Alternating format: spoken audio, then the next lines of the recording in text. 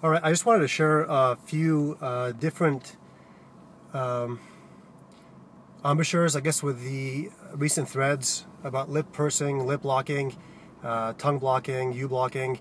I didn't want to leave any stone unturned, and I wanted to give the harp community as much tools in an arsenal as possible. So I wanted to kind of come up with a couple of different styles that I thought would be helpful. So this is just a basic out-of-tune Marine blues band in A. So here's scenario A. You're at a blues jam. It's a packed bandstand. You got 5 guitar players. You got 3 drummers, sax players, and you're really confined in a corner. You can't really move too much. And most of us will hold our harps like this, right? But that could pose a bit of a problem. So you may not get that ability, especially when you come to warble, because you might have someone to the left and the right of you. So a way to overcome that is hold a harp like this. So you could,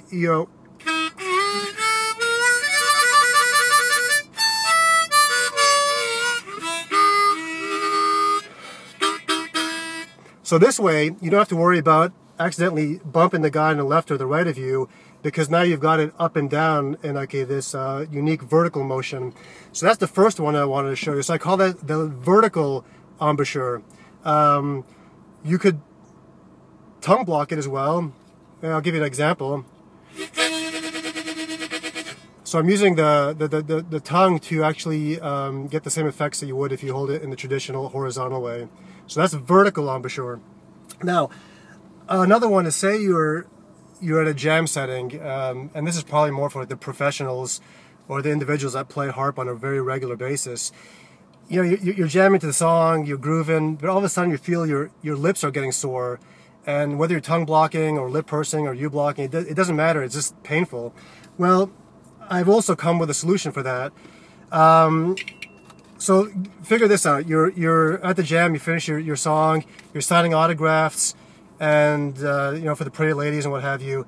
Well, all you got to do is the pen can actually become your best friend. Simply separate your pen. So now you got the inside of a pen, right? And now you could do what I call the pen embouchure, okay? It's very, very easy.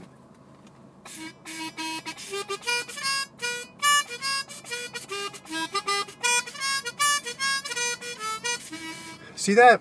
So you can still play without having to worry about getting that aggressiveness of the comb, the wood comb or what have you, and rubbing your lips and causing them to bleed and be uncomfortable. So this way you got the straw, and you could really jam out, you know.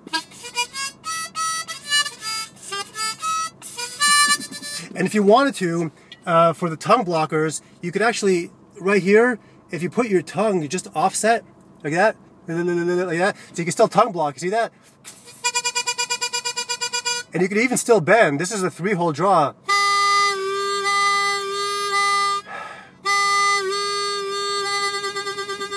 So that opens up another opportunity. Now the last one is a bit silly, to be honest with you, but I was thinking about it anyway. So typical scenario, you're at the at a jam, you're jamming out, and then someone asks you, do you want a drink?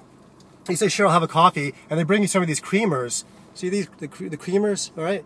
Well, what you gotta do is, all you gotta do is pop the lid off, down the creamer, it gives you a little boost of energy, and then with your pen, you just pop a hole through the other side of the creamer. See that? And now, this is what I call the no-lip embouchure. You're not actually using mouth or anything, and this is a very unique one, and I think we shouldn't single out people and leave the no-lip embouchure people out of the equation, because that's unfair too. So simply, you just put your mouth over this, and now,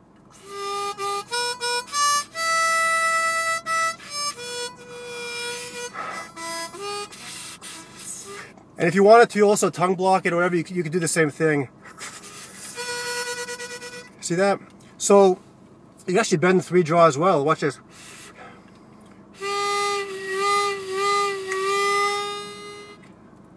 See? It's really easy. So I challenge people to think outside the box and just get more creative with these, because we need to get a list and try to pile up a list as high as possible.